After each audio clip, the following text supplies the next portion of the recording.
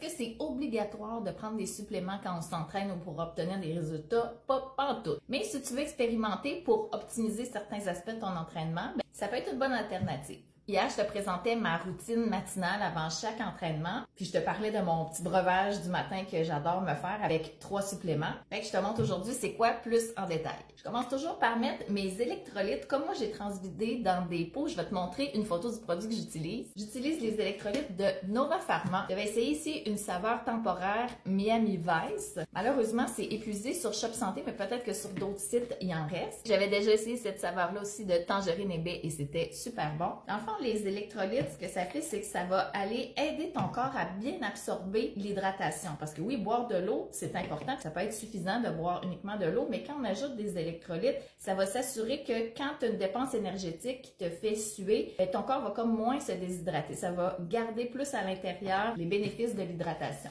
Ensuite, j'ajoute mon pré-workout. Il y en existe plein sur le marché. Moi, celui que j'ai pris cette fois-ci, c'est celui de Believe, le Pré-Fuel, cerise et lime.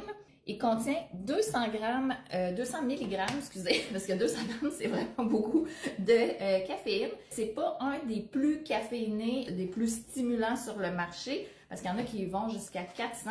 Là, j'ai l'air d'en mettre beaucoup en mettant 3 cuillères. C'est parce que mon plat où j'ai transvidé vient avec sa propre cuillère.